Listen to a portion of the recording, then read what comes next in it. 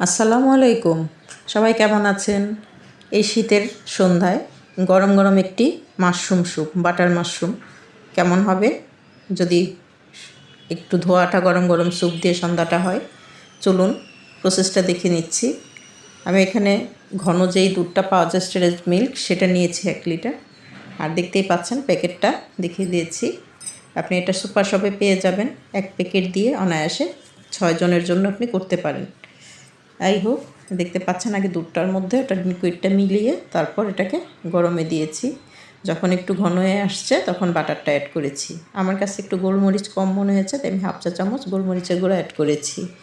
চিনিটা আপনি স্বাদ মতো, এখানে যদিও দেয়া আছে, তারপর আপনি প্রয়োজনে মিষ্টি বেশি খেতে চাইলে একটু অ্যাড করতে পারেন। স্বাদ মতো লবণটা সেট করে নেবেন। দেখতে পাচ্ছেন এই বাটারটা আমি ইউজ করেছি। আপনি আপনার পছন্দ মতো যে কোনো বাটার ইউজ করতে পারেন। যাই হোক, খেতে দারুণ ছিল, অসাধারণ ফ্লেভার।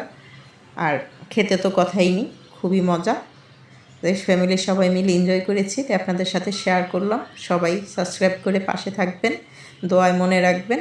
অনেক ধন্যবাদ এ পর্যন্ত ধৈর্য ধরে দেখার জন্য। এই বাটারটা আমি লাস্টে আবার একটু দিয়ে দিয়েছি যাতে এটা খাওয়ার সময় ফ্লেভারটা পাওয়া যায়। এই যে জাল হওয়ার পর এটা লুকটা এরকম এসছে।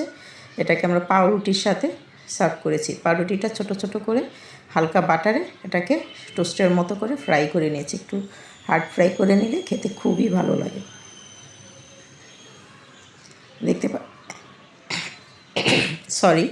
দেখতে পাচ্ছেন যে আমি সুন্দর করে এটাকে ফ্রাই করে এই কালারফুল করে তারপর এটা সার্ভিং করেছি। অনেক ধন্যবাদ পাশে থাকার জন্য।